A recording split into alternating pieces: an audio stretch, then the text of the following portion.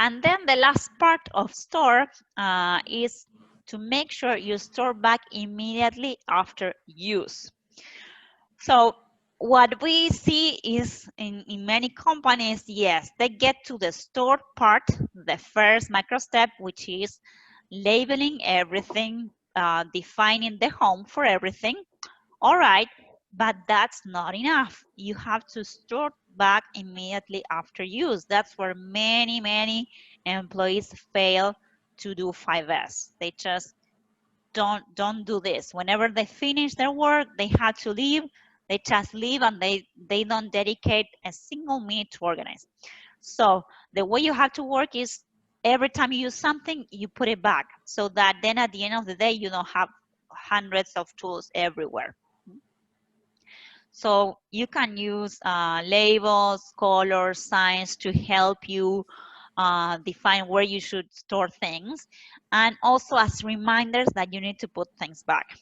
So this is the way how you can organize folders, and this reminds you, this shape here reminds you that, hey, there's a folder missing.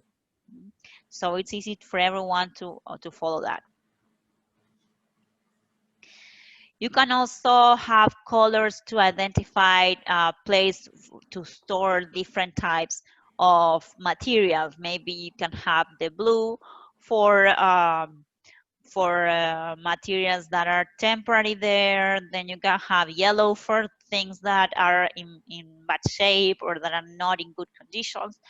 And you can have red for everything else. Or, you know, it's good that you have that you define ways to organize things and that they are standardized across the company, so that whenever everyone moves from one position to another, they already know what to expect. You can also paint the floors to identify where you should store things. This is a good example here where you can even paint, or you can use tape to mark the floor. But you see, you know, the employees say, okay, I'm gonna put here all this equipment, right? But sometimes they are not there. Sometimes they use it, or sometimes someone else take it. So the best way is that you can identify how many you should have there, and you just exactly mark the space. This is the same here. You just need, the maximum is 3 55-gallon drums. Okay, so just draw or paint the space only for those three, so that you make sure that people don't put 4 or 5, or because they just then forget to do it. They just stop arranging that and expect someone else to do it. So make sure it's very clear how many you should have at the minimum and at the maximum. So this is a particular thing that is maybe you can find in other places as well. So whenever is like in Texas, is hot for so many months, and then it's cold during a couple of months. So you may have these items that, you know, help you to be hot or help you to be colder.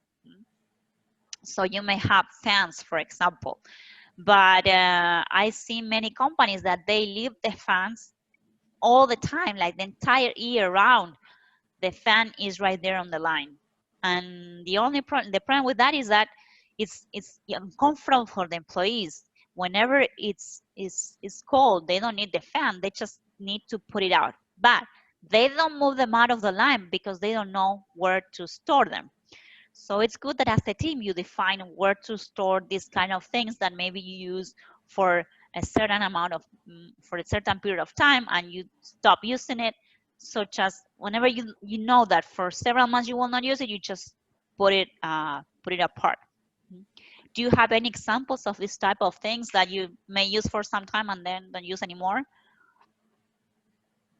I use the same kind of swamp coolers at work, and they got an area to get put away when they're not in use. Excellent. Great. And what do you do with them? How do you, whenever you store them away, do you have a way to protect them from dust, or do you keep cleaning them, or how do you handle that?